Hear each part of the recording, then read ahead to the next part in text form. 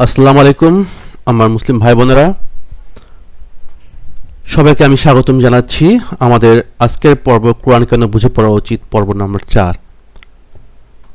তো আমরা শুরু করি কেন আমাদের কোরআন বুঝে পড়া উচিত সেটাই।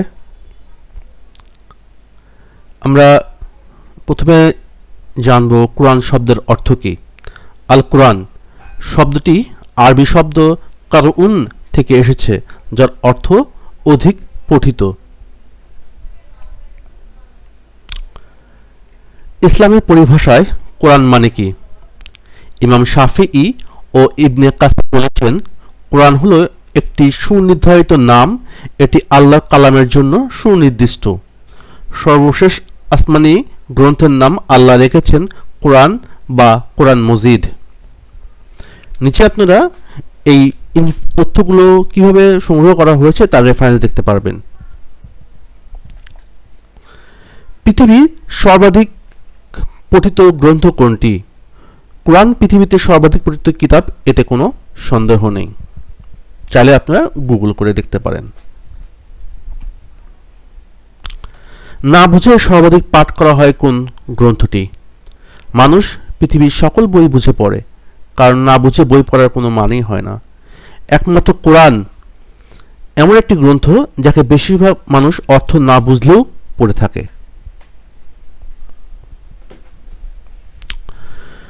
কোরআন না বুঝে পড়লে কি সওয়াব হবে?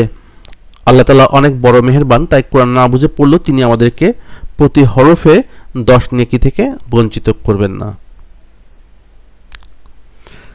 কোরআন কেন বুঝে বুঝে পড়তে হবে?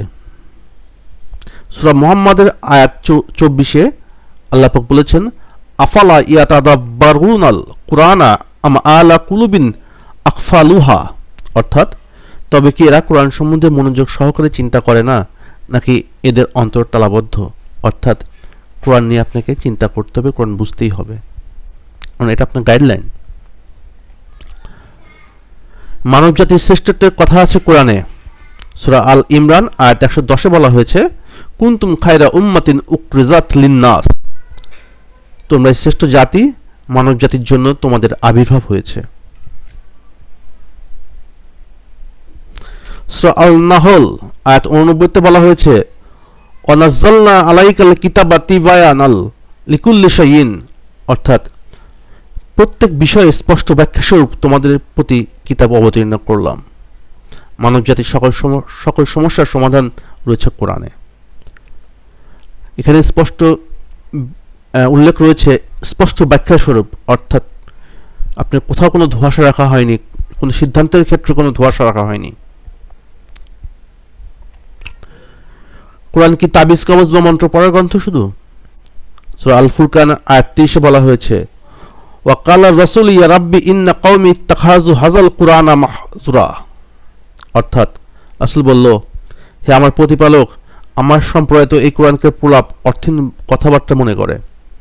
কিন্তু আসলে কি তাই? কোরআন কখনোই অর্থহীন কথাবার্তা বলে না। সূরা গাশিয়া আয়াত 17-তে বলা হয়েছে, কোরআন চিন্তাভাবনা খোরাক সমৃদ্ধ একটি গবেষণা গ্রন্থ। আফালা ইয়ানজুরুনা ইলাল ইবিলি কাইফা খুলিকাত, তবে কি এরা দৃষ্টিপাত করে না উটের দিকে, কিভাবে একে সৃষ্টি করা হয়েছে।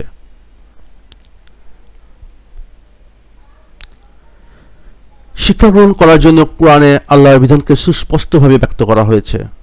সূরা বাকারা আয়াত 221, ওয়া ইউবাইয়িনু আয়াতিহি লিন্নাসি লাআল্লাহুম আতাযাক্কারুন, অর্থাৎ মানুষের জন্য সেই বিধান তিনি সুস্পষ্টভাবে ব্যক্ত করেন যাতে তারা এটা হতে শিক্ষা গ্রহণ করতে পারে।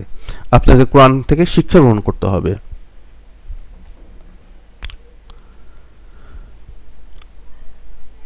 কোরআন একটি সার্বজনীন গ্রন্থ, মানব জাতির জন্য সুস্পষ্ট দলিল।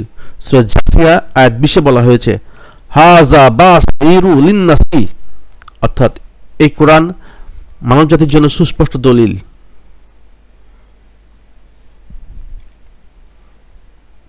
সুতরাং বুঝে কোরআন পড়াই কোরআনের দাবি। বেশি বেশি তিলাওয়াত করি, অর্থ বুঝে কোরআন পড়ি। আল্লাহ হাফেজ।